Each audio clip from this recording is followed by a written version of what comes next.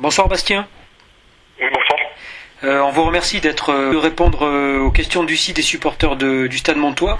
Donc on a souhaité donner la parole un petit peu cette semaine à tous les acteurs du derby qui s'annonce dimanche prochain. Et évidemment on a pensé à des joueurs d'Aqua emblématiques et vous en êtes un s'il en est. Donc la première question que je souhaitais vous poser, vous qui êtes un joueur pur cru d'Aqua, que représentent pour vous dans votre histoire sportive ces derbys ? Bon, le derby, c'est toujours un match avec un gros enjeu, hein, surtout quand on est de la ville. On sait que dès qu'on sort cette semaine de chez soi, tout le monde ne parle que de ça.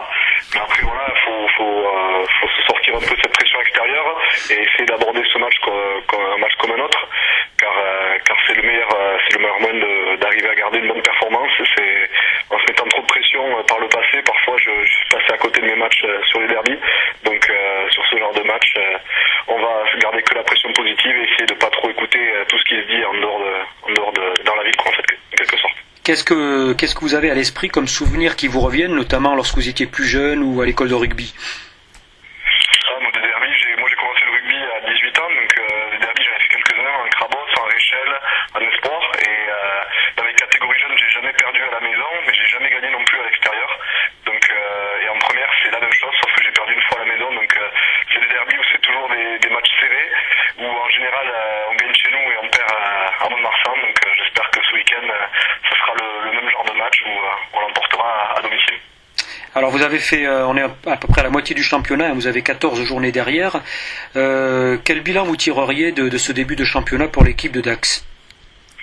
C'est un bilan mitigé avec un début de championnat assez correct, puis un gros trou d'air en fin de premier bloc et là depuis le match de Pau à l'extérieur, on commence à retrouver un bel état d'esprit avec une équipe qui lâche rien et qui essaye de ramener des bons résultats partout à l'extérieur et qui gagne à la maison, car là maintenant on n'a plus trop droit à l'erreur parce qu'on se traîne un peu comme un boulet la défaite contre Narbonne à la maison.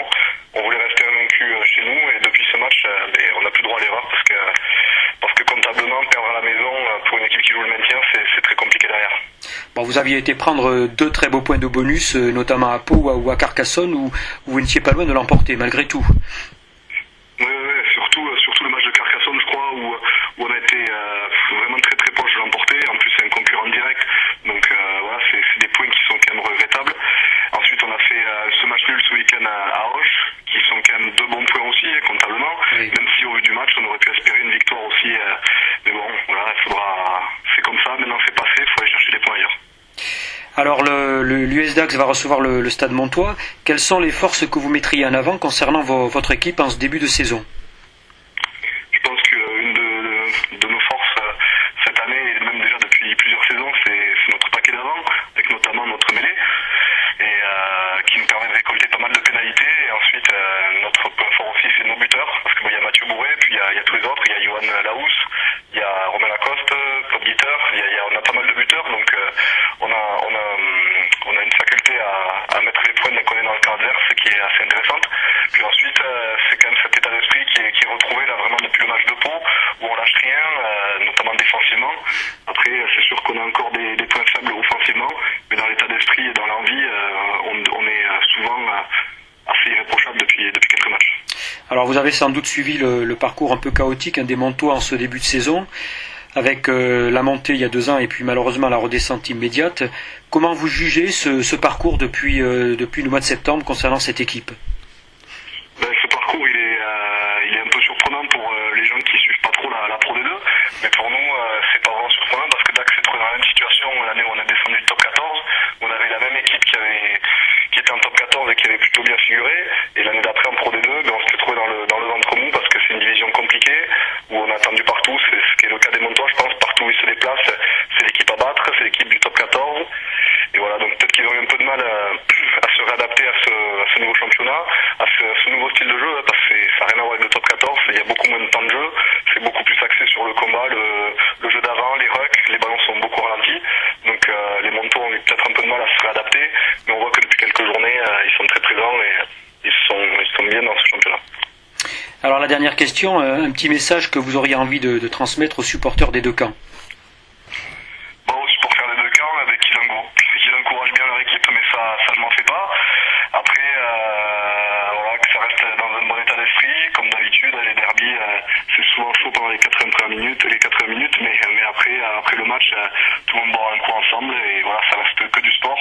Donc voilà, chacun doit encourager son équipe et voilà, que ce soit une belle fête surtout. On joue un dimanche à 15h, qu'il y ait beaucoup de monde au stade et voilà, qui encourage les équipes, ce sera un bon moment, je pense. La dernière question, on a tous vu le magnifique reportage sur Canal+, avec la manière dont ça se passait à l'intérieur du vestiaire. Quel est l'impact particulier qu'amène Monsieur Dourte dans cette équipe?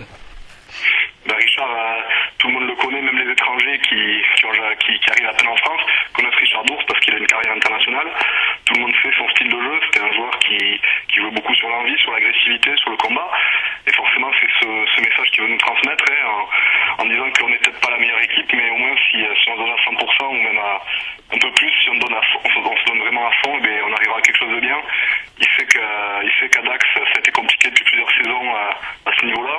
Il sait que le public attend beaucoup de nous et donc il nous demande toujours ça, de se donner à fond et comme ça les gens prendront du plaisir et surtout nous aussi on prendra beaucoup plus de plaisir en se donnant collectivement à fond et c'est comme ça qu'on peut emporter les matchs. On n'est pas une immense équipe, on n'a pas de grandes individualités, mais en jouant ensemble on est capable de faire de belles choses. Voilà, c'est ça en gros, c'est son message quoi.